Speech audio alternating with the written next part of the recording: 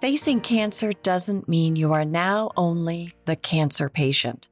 So often we hear those with cancer share the need to feel seen, to feel understood, and not feel alone. So whether you are facing cancer yourself or supporting someone who is, join us. My name is Susan Larkin. We are Facing Cancer Together.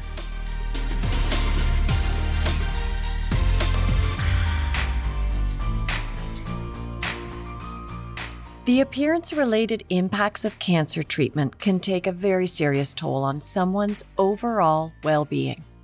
It's not vanity. It's about looking in a mirror and not seeing the cancer patient, but instead seeing yourself. Dr. Fitch and some of our other special guests discuss why feeling like yourself does in fact make you feel better. Then Andrea Galley talks about boobie parties and body image post-surgery for herself and for her daughters.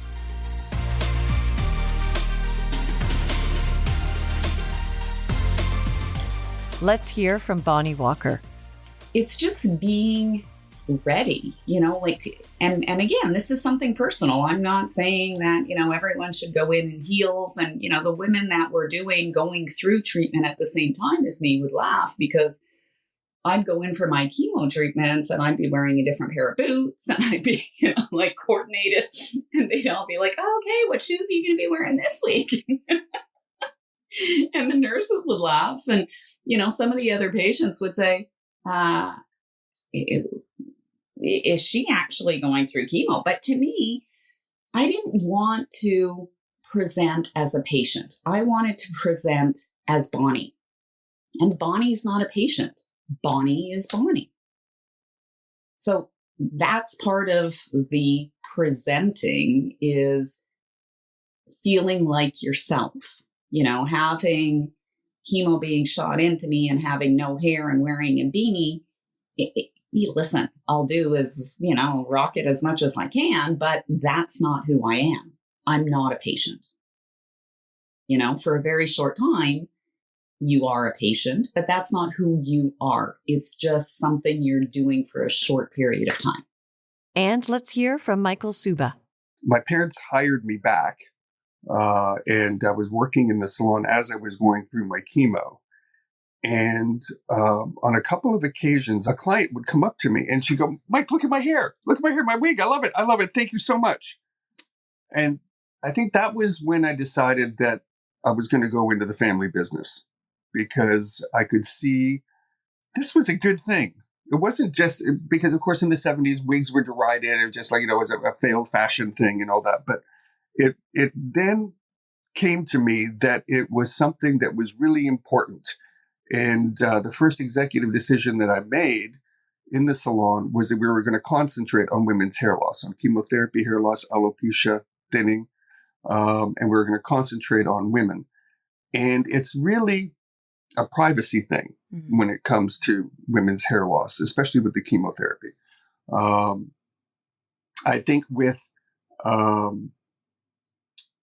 how I see the patients that are coming to see me, I'm happy to say that the survivability rates, I keep on seeing more and more of my clients come back to me years later because they've got a friend of theirs or a relative, and they know me and they want to bring them back and everything. And it's so much better in that regard. Also, I have to say that the anti-nauseants that they have now, I don't even think they had anti-nauseants when I went through it.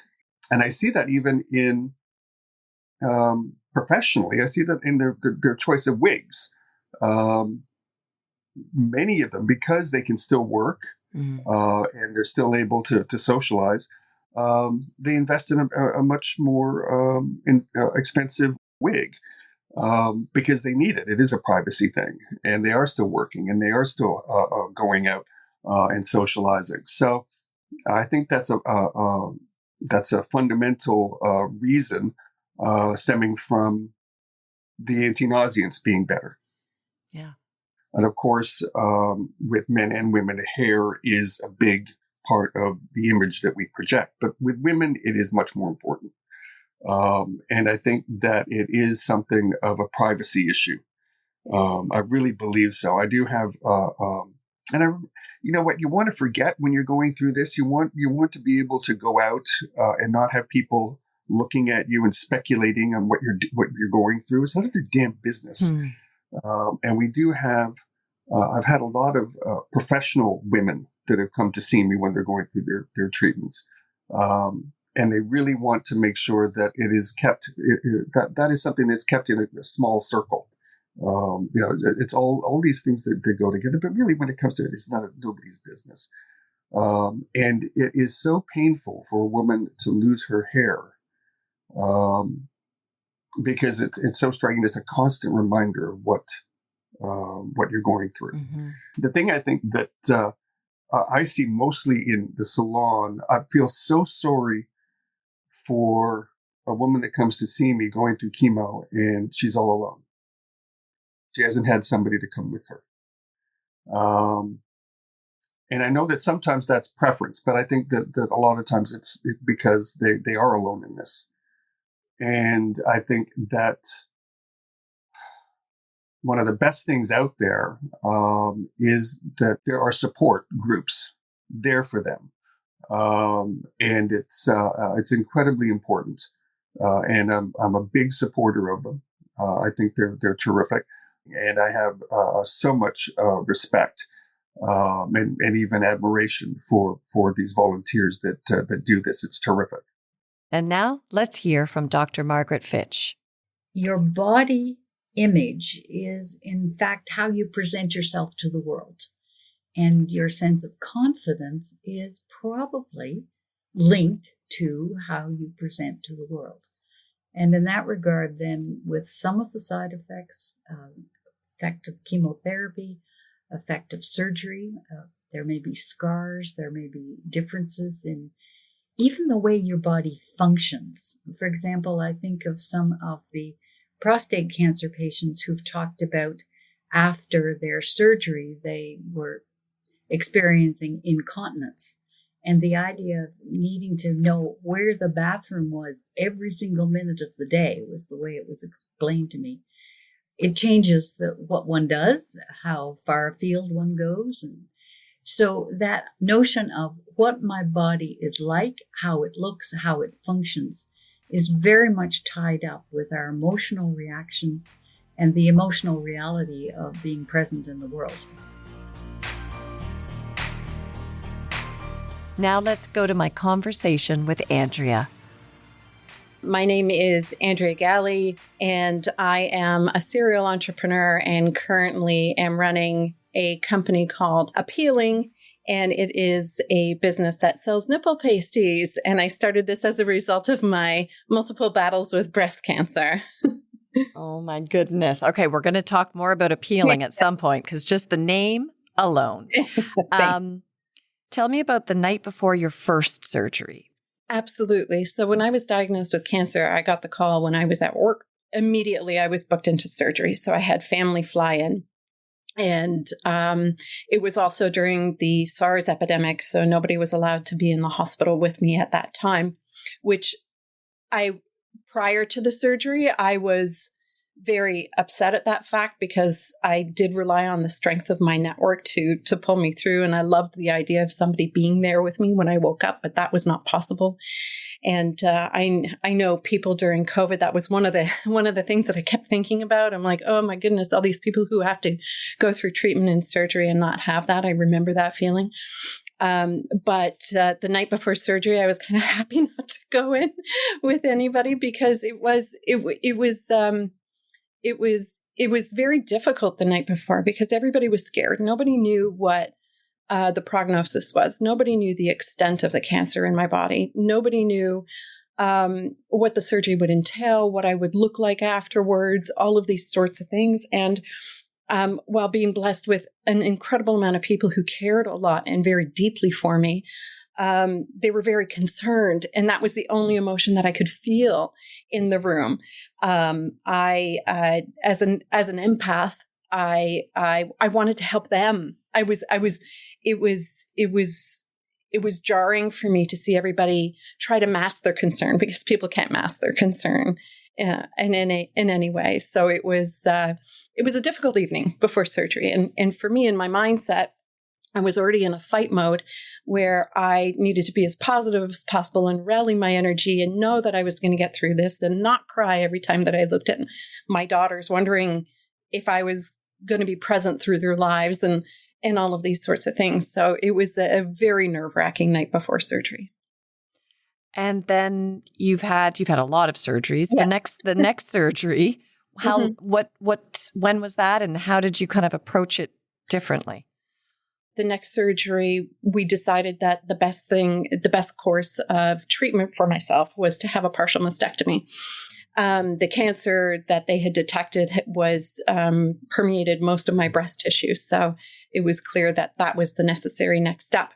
And I decided at that point that, I didn't want that night before surgery anymore. And I decided, okay, well, if I'm going to go in for surgery, I definitely want all the people that I love around me, but I'm going to have a boobie party the night before, a themed type of event where I could be in a fun and frivolous mood. So could my friends. They could show my daughters that there is a lot of positivity and power in these moments that are leveraged. And they could also be reminded of the fact that there were a lot of people around them who love them and care for them. So in that next surgery, I had established a precedent for all the surgeries to follow, that the night before surgery, some were scary, some were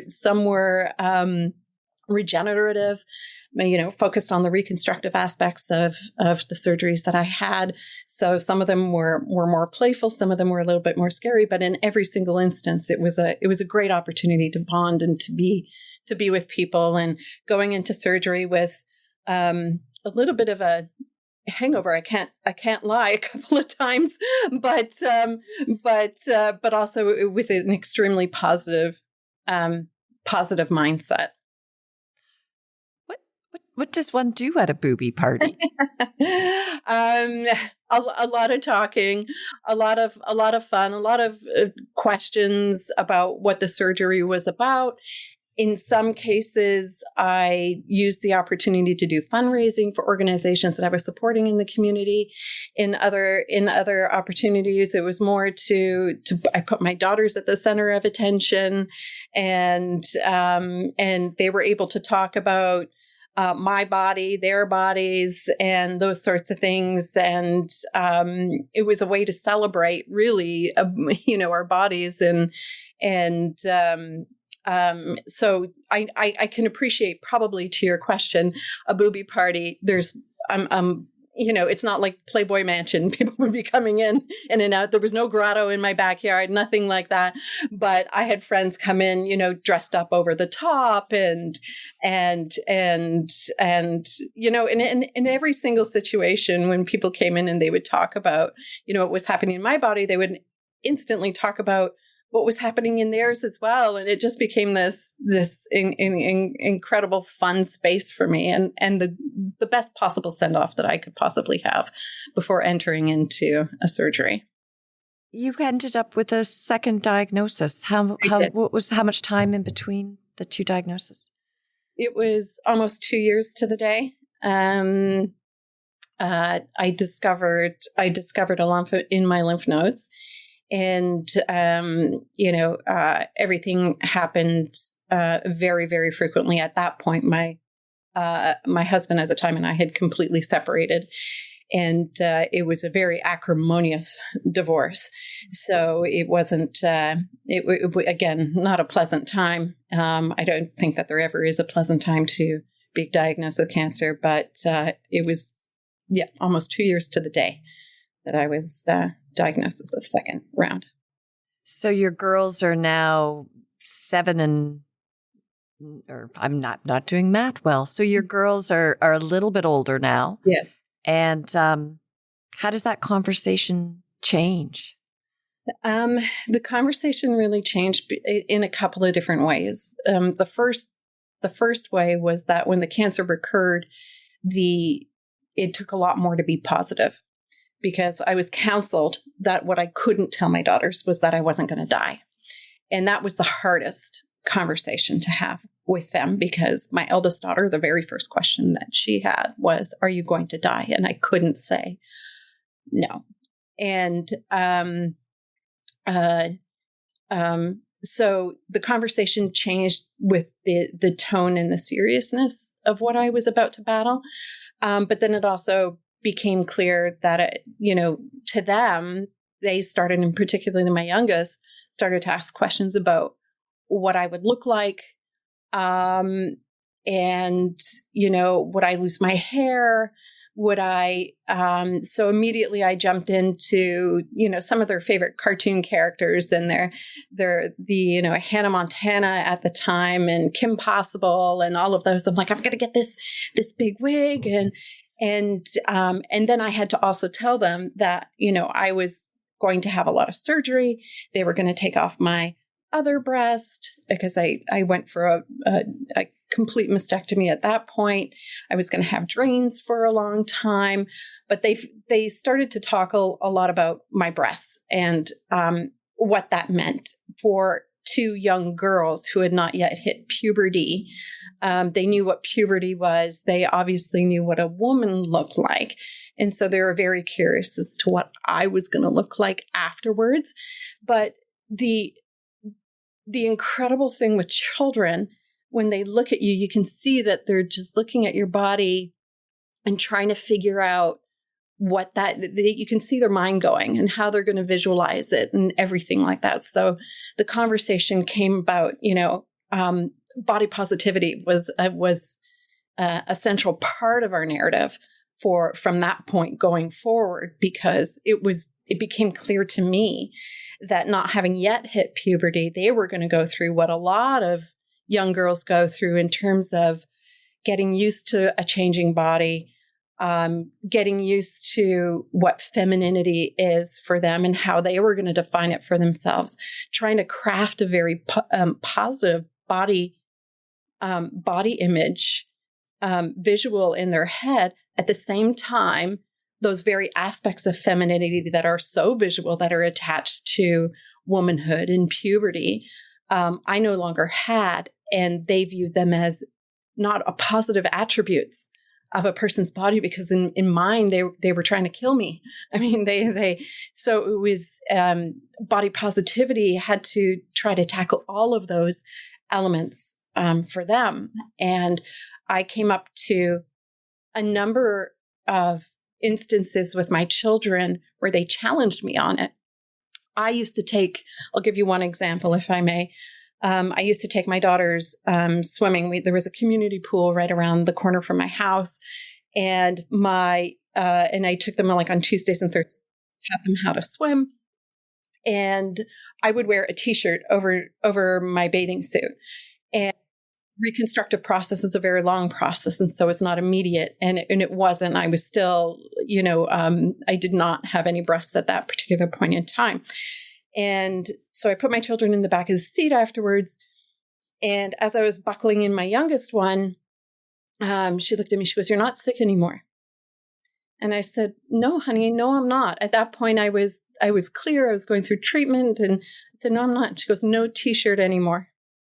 And I was just like, wow, that hit me. I'm like, these visual cues that we give. And while I was having all these conversations with them, it's that my body is still great. I wasn't showing them that I believed my body was great.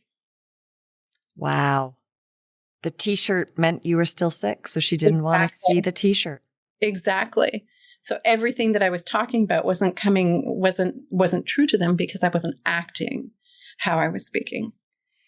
And after, 2 rounds of cancer treatment, a whole bunch of surgeries, how did those changes in your body impact you? You're young woman, you're divorced, how do you start dating again? How do you start feeling good about yourself again?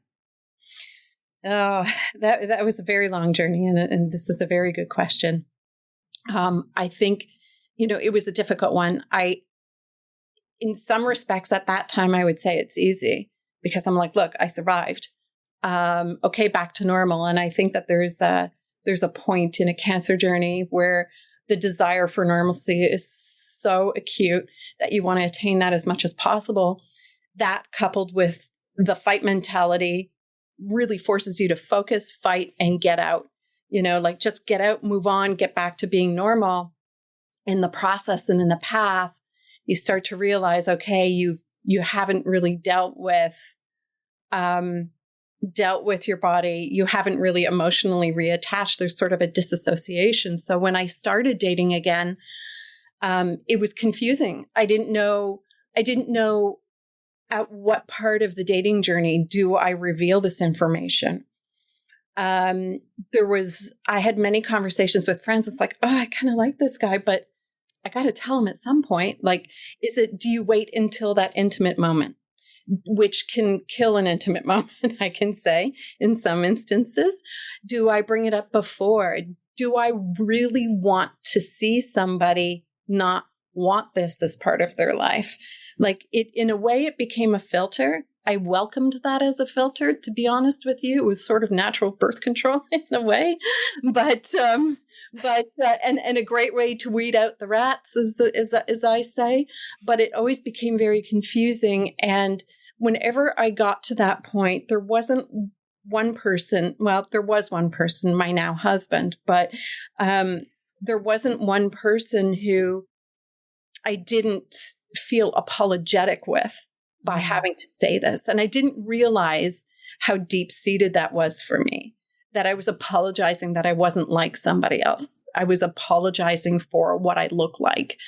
There were many moments where I thought, because I didn't have a love in my life, that was the reason why, that I blamed it on my physicality, when I think had I been in tune with it a little bit more emotionally, I would have been able to realize a lot more than what I did during the process. What are some of the things that helped you get through that process? Coming to not be apologetic about your body, coming to, I don't know if you would say you would accept your body or whatever, however you're feeling about it now. How did you get to that process or through that process? It was a constant journey. I think it was an iterative one as well. But my daughters, as I, brought them up to be these incredible young humans who are body positivity advocates, they always reflected that back into me and always, would if I shared a thought or a feeling, they would be my best champions, my girlfriends as well. I think talking about it was very important to me because a lot of what I was feeling, any barrier that I was feeling in the process to becoming accepting of who I was through discussion. And not just discussion with other women who have gone through this, but also women who, my really good friends. I never wanted them to think that I was battling even emotionally still with this disease. But speaking about it, I think really helps. And there were a couple of moments for me that really stood out. One was I have long been a big advocate of self-confidence, and particularly for self-confidence for women in business. And I realized there were a couple of moments where I realized I wasn't advocating for myself personally, that I couldn't separate out the business person from the personal person. And but one day I was working out in front of the television, and I heard that Angelina Jolie had a bilateral mastectomy because she was a carrier of the breast cancer gene, and I just started crying. Because I knew that, or I felt, for me, Angelina Jolie was one of the most feminine, sexy women. And I was like, oh my God, she's just like me. And I'm like, she's still really sexy, but oh my gosh, and then I just started crying. It was like this massive relief. Like I didn't look at myself like I had sex appeal or that I was feminine or all of, I didn't realize it up until that moment, but it was pretty transformative for me. That's great. That's amazing. Let's talk about appealing. Yes. How did this come out of the Boobie part? Tell us a bit about what appealing is and how this all started. Absolutely. So Appealing is a company that I started 3.5 years ago. in its most basic form, it is a nipple pasty and body jewelry company. I started this as a result of my journeys with breast cancer, and it today thrives as a body positivity brand. And it started really about 6 years ago on the eve of my last surgery, my last boobie party. It was a reconstructive surgery. I was, they had some new tips and ways to make your breasts look a lot more natural. So I was all game to have that. They were also going to be doing the nipple reconstruction at the time. It was my second round of trying to have nipple reconstruction.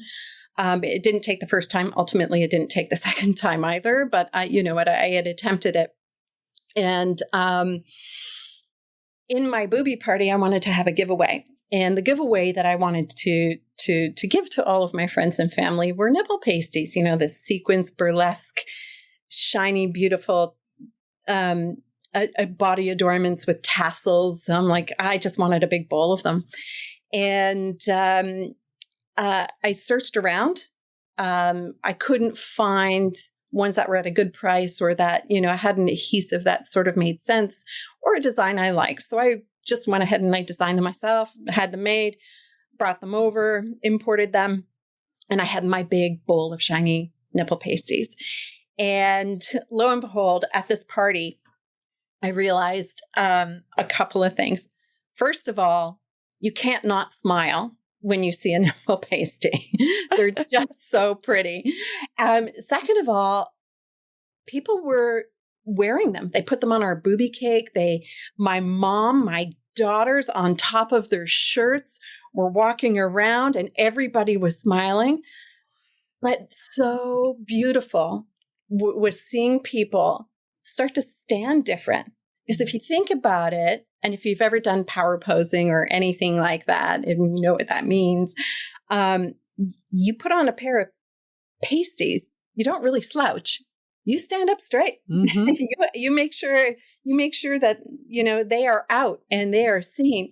And people were walking around with their hands on their hips. They were smiling. They seemed they seemed very confident about themselves. And I couldn't help but think, oh my goodness, I think that there's an idea here.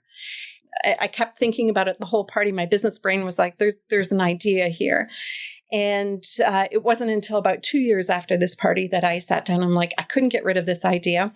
The nipple reconstruction had failed, so I didn't have nipples. I have, reconstructive breasts. Like, what a celebration it would be that I could do nipple pasties, and particularly for women like me, but really made for everybody. And then I looked at it and did the market research, found that there wasn't a brand in this space that was focused on a fun and flirty product, not dark and dirty, and one that was, it's truly a product that can be made for everybody. And so that's how I started appealing. And we're very happy that we've integrated charitable components to our brand. But if you dig into the brand even a little bit, you'll see that it's one that really does celebrate body regardless of gender, size, injury, illness, and all of these sorts of things. And while we do sell a product, I like to say we sell an attitude. And my biggest joy through this is not just giving back to the community, but to also see, to hear, and to share stories from other women like myself and people in a whole bunch of different situations where they've become these power tools for positivity and self-confidence. So that's what appealing is all about. Oh my gosh, love it. I love it. Ringing the bell is an incredible moment for many. Treatment may be over, but the side effects may not be. In our next episode, we'll talk about how to advocate for yourself and be kind to yourself as you get back to work. Please share the Facing Cancer Together podcast with anyone in your life facing a cancer diagnosis or caring for someone who is. And if you're interested in learning more about Look Good, Feel Better and our workshops, visit us at lgfb.ca.